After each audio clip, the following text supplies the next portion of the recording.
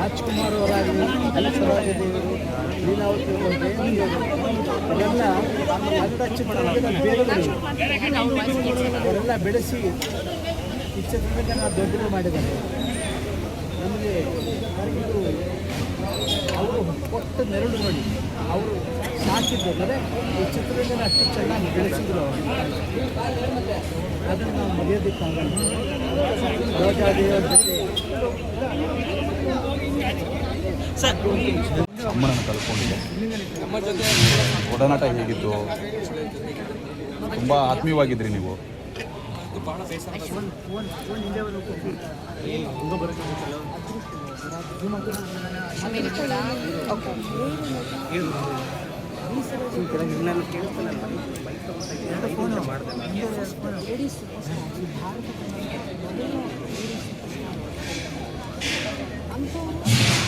ನನ್ನ ಜೊತೆ ಇಟ್ಕೊಂಡಂಥ ವಿಶ್ವಾಸ ಅದನ್ನು ನಾನು ಮನೆ ಉಸಿರಿರೋವರೆಗೂ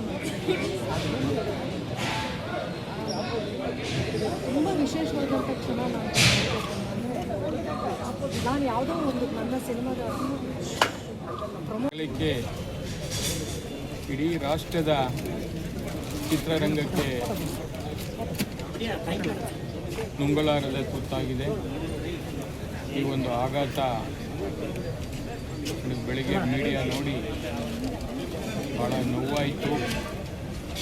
ಅವರ ನಮ್ಮ ಒಡನಾಟ